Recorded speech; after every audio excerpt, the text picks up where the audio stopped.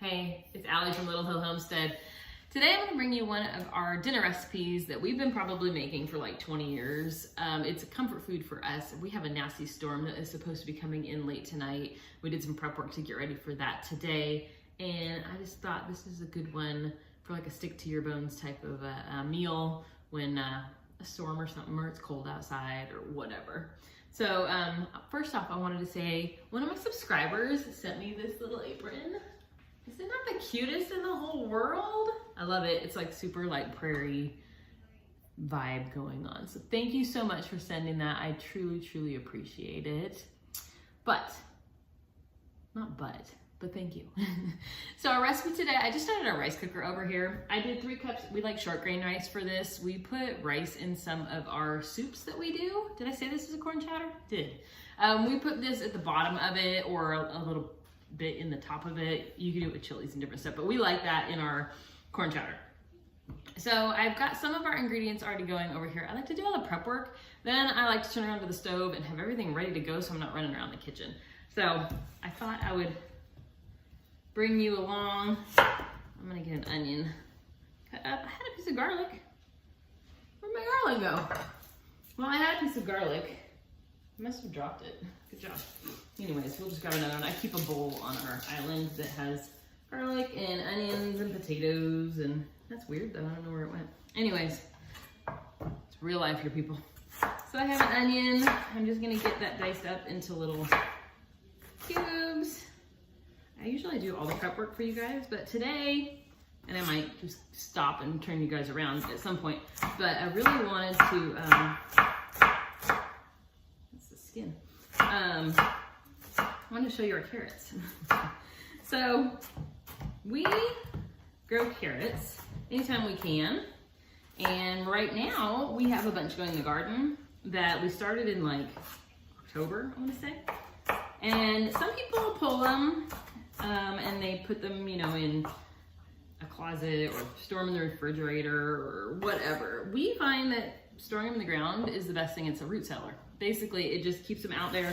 It's cool temperatures. They can handle the cold that we get here because we only get into like the 20s. If it got into, you know, the single digits, which we do get here every once in a while, I would deal with it differently. But so far, it's been kind of a mild winter for us here. We did get in the teens once, I think, but mostly in the 20s. But I just wanted to show you our cute little carrots. I know I've told you guys about our knife before. His name is Brad. My husband got him for me a couple of years ago. If you guys watch Brad Leone, I don't know how you actually say his last name. He used to be on Bon Appetit, and he now went rogue and does his own little show, and he does fermenting and stuff, and we just really like his personality. But these are his, they're lamps and knives. But we went out to the garden, we pulled, I mean, these are the same variety. This one has dancing legs. These make me laugh when we get these little ones. It just means I didn't thin it out properly, but we went and pulled enough carrots for this recipe. And like I said, we just store them in the ground until we need them. It's the perfect way. We don't have to stockpile them in the fridge or anything like that. So I did go ahead and pull those. We probably have another 20 or 25 out there right now. And did you know that when you smash garlic, it releases like something, I can't remember what exactly it does, but it's called Allison, which I think is funny because that's my name. I swear I'm gonna find that garlic I lost. Anyways, I'm gonna keep cutting 1 clove of garlic, some carrots, and I have some little small potatoes. I'm gonna cut those up. And then I'm gonna turn you guys around and bring you directly into my pot. Let me know too. Do you guys like it when I point the camera at the pot and you can see like inside the pot? Or would you rather see me? I mean, come on, of course you want to see me. Or would you rather see me and talk to me versus being inside the pot? Let me know what you like better, because like some YouTube people, I like do one or the other. I don't really have a preference, I guess, but let me know what you guys think. Anyways, I'm gonna finish cutting this stuff up, getting all of my ingredients prepared, and I'll get you guys over to the pot in a second. All right, I opted for a little bit of both. You get to see in the pot, yeah, you get to see my entertaining face. We'll see how this goes. So I have 1 big, large pot, and I have 1 stick or a half a cup of butter, and I'm just getting that melting in my pot. I'll try to break it up just a little bit. I love wooden spoons. They're my a wooden spoon fan. This is an OXO one, and I love it because it's like kind of old school looking, and it's a big one. But I got it at the local hardware store. Every time I go to the hardware, my husband needs to go to the hardware store for propane, or he has to go for work to fill the propane tanks for the forklift they have. I'll be like, oh, I have to go with you because they have a great kitchen aisle. And they sell canning stuff. So if you have a hardware store that's not like a Home Depot or Lowe's, they're kind of cool. They have cool stuff. So, okay. Our butter is getting melted. All right, I have some dehydrated celery. If you have fresh, use that. You need about, let me see how much. I just put a little on my recipe. I'm gonna use a little handful because this is like gonna puff way up. I would use, if you're using fresh, maybe 1 cup. I'm gonna pop that in there. Sometimes I just don't do the celery. You don't actually have to have it. Alexa, stop the timer. I totally forgot that I have bread going in the oven too that just got finished. All right, that is 2 carrots. Like I showed you guys, we use the ones from the garden. And then I have 1 onion diced. And the carrots I just diced up into little pieces as well, like quartered them and then kind of made them smaller. Some garlic left on there, but I'm not gonna, oh yeah, I do add the garlic. I haven't made this in a couple weeks. We only make this in wintertime. I haven't made it recently, but it's one of our favorites, so it's been a minute. Okay, not bad on that. So I have our carrots, our celery, our onion, and a little bit of garlic. We're gonna cook that down in some butter. You can call it a mirepoix. That's what they call that when you're doing that like little vegetable trio. I'm gonna pull my bread loaves out of the oven so do not overcook. I did my regular sandwich bread recipe. I've got it on my channel. I make it in the bread machine and then I pop them into bread pans. But I wanted to see if I could split the recipe and make 2 instead of 1 that has like a mound on top of it. And it worked perfectly. Look at how beautiful that is. So, like I said, we have a storm coming in, and often if we get any kind of wind, we lose power. So I thought I'm gonna make a couple loaves of bread. That way we have peanut butter and jelly or whatever with bread. So, all right. So I'm gonna cook this for like 2 minutes until it gets a little bit soft, and I'll bring you right back. Y'all, sometimes I use this little remote to turn you guys off and on, and sometimes if you hold the button too long, it turns the video on for like a second and then it turns right back off, which is what it just did. So, what I thought I was filming and was not, is I added to our beautiful bubbly butter mixture a 1/2 cup of all-purpose flour. And the butter basically absorbs into that flour and it makes it like a thicker consistency. And you want to cook that for 1 to 2 minutes because you're making a roux. And roux need to have some flavor build up in them. If you just go ahead and add the next ingredients without cooking that flour, it'll taste a little like raw flour, and you don't want that. So it's been maybe a minute. It's just starting to change color to get like a little more brown versus like all-purpose flour mixed with butter. So it's doing what we want it to do. This takes maybe a minute or 2, 2 to 3, 3 to 4, you know, just kind of eyeball it. And just make sure it's not burning, but you'll see the color start to change, which ours is doing beautifully. So I think we're on to the next step, y'all. Let me grab some of my ingredients. I have 4 cups of frozen corn. You can use fresh. I didn't have any fresh. If you watch any of my videos, I have tried to grow corn. The birds get it before I do, and we've had no luck growing it. So sometimes I'll buy it in the summer, roast it in the oven in the husk, and we cut it off and freeze it. We did not do that this year. Our corn here kind of stunk this year. Just didn't get very flavorful. So I just bought bags of frozen. So that was 4 cups of corn. Then I showed you the little potatoes before. They were just like the little mini potatoes.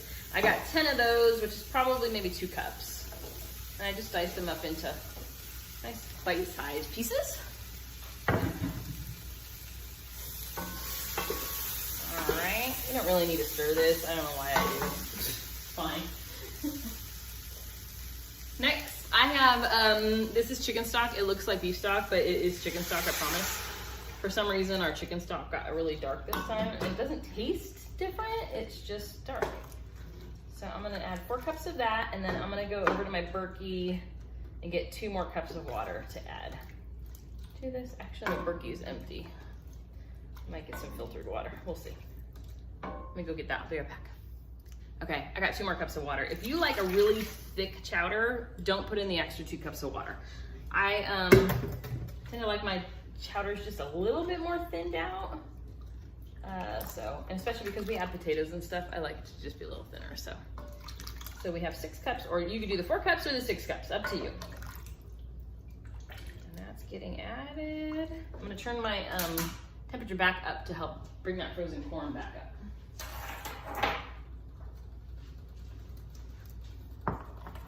Alrighty. So you just want to make sure that none of the corn is clumped, that it's all broken apart in here, and that everybody's happy and beautiful, and yeah. Okay. It's looking great. We have no flour clumps or anything like that. We're doing great, you guys. Anyways, so what you're gonna do next is you're gonna bring this to a boil. Once it starts to boil, you're gonna set a timer for 10 minutes. And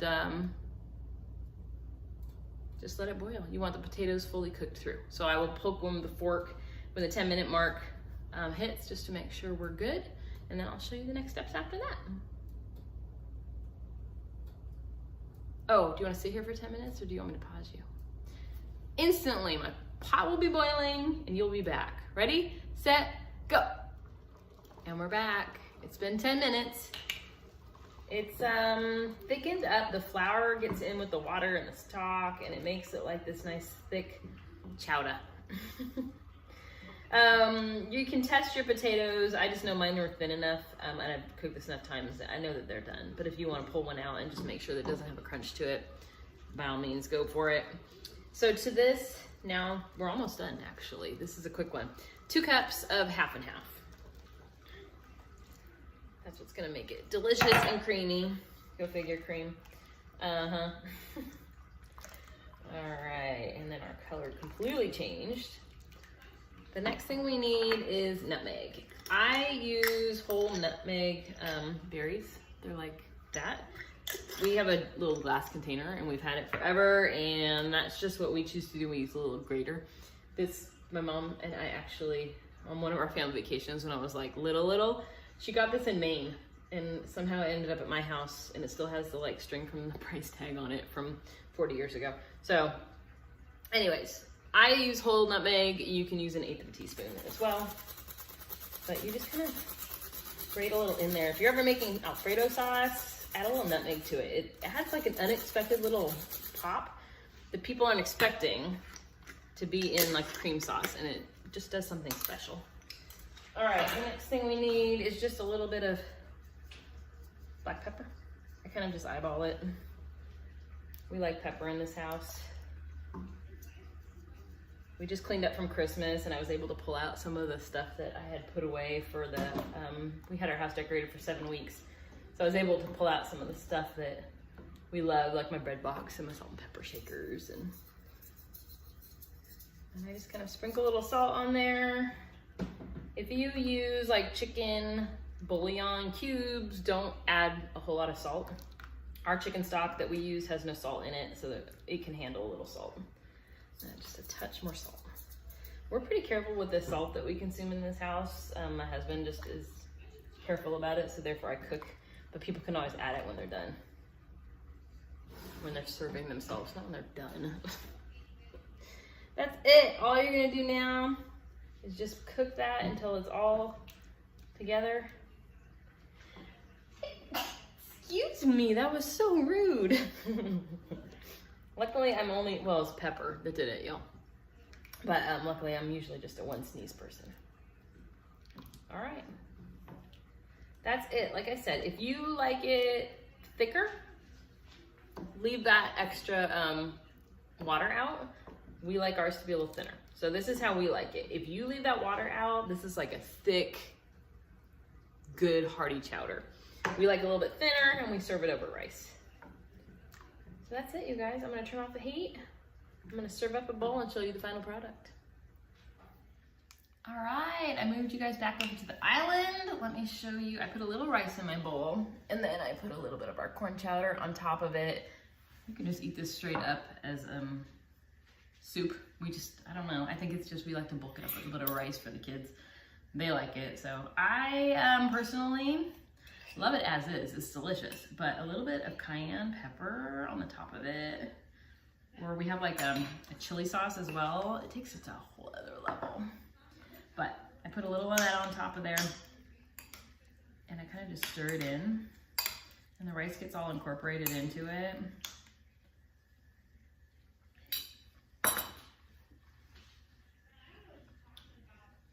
It's like super creamy, super sweet from the corn. It needs a little salt, in my opinion. But like I said, we let people salt their own. So I have salt and pepper sitting over here in our line. I got a bow bread knife from one of my sons for Christmas. I haven't used it on sourdough yet. But I decided since I made 2 loaves of bread for dinner, I'm gonna use it on one of these. And this is just my, like I said, it's my everyday sandwich bread that I do in the bread maker. It's just a beautiful, fluffy, delicious bread. And I'm gonna eat that with my big bowl of soup and enjoy every moment of it. If you guys are corn chowder people, give it a try. You'll enjoy it, I'm pretty sure. We do, at least. The bread turned out perfectly too. I put it into 2 bread containers like I was saying this time. And man, it's like, it's not a sourdough. It's just an everyday white bread. But it's gonna be good with this. Okay, and it's still warm. Even better. Y'all, I just went to go serve this and realized I forgot some major ingredients because I thought I could do it from my brain, but not so much. So we have a cookbook that my husband and I have built over the last 27 years. And I decided, you know what, let me pull that out real quick because something doesn't seem right with this.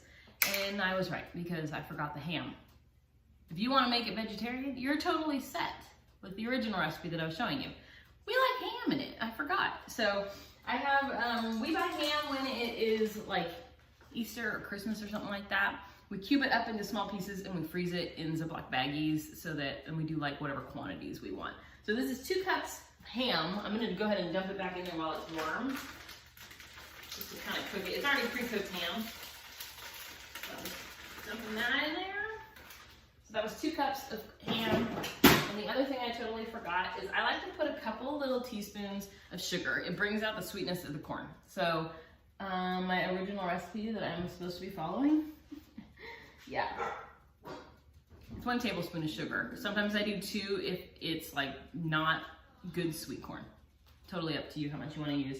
The other thing I forgot to say is that when we serve this, where's my brain? I'm telling you, we have not made this since last winter. We like to put green onion over it. We put cheddar cheese over it. Then we have some bacon bits. That's the other thing. If you don't want to do ham, you can do bacon bits. And then that garlic chili sauce like I was telling you about. Let me grab it. I'll show you what I'm talking about when I say garlic chili sauce because we love this stuff.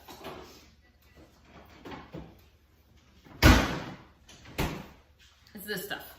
It's made by the same people that make sriracha, but it's a garlic chili. It's actually made in the town next to my hometown in California, in Irwindale. So it's by the same people that make sriracha. Hui Fong Foods. Anyways, so we use that, cheddar cheese, green onion, bacon bits. But like I said, I totally forgot the ham. So I'm gonna add that back in. 2 cups of ham, 2 tablespoons of sugar. Give it a whirl. It'll be fine to add it now. Let it boil just a couple minutes to get it all incorporated. And that is our corn chowder. I was taking a bite going, something is missing. And I'm sure glad I pulled out our recipe because the sad part is we even talked about using up some of the ham and that's why we're gonna do this recipe and I totally.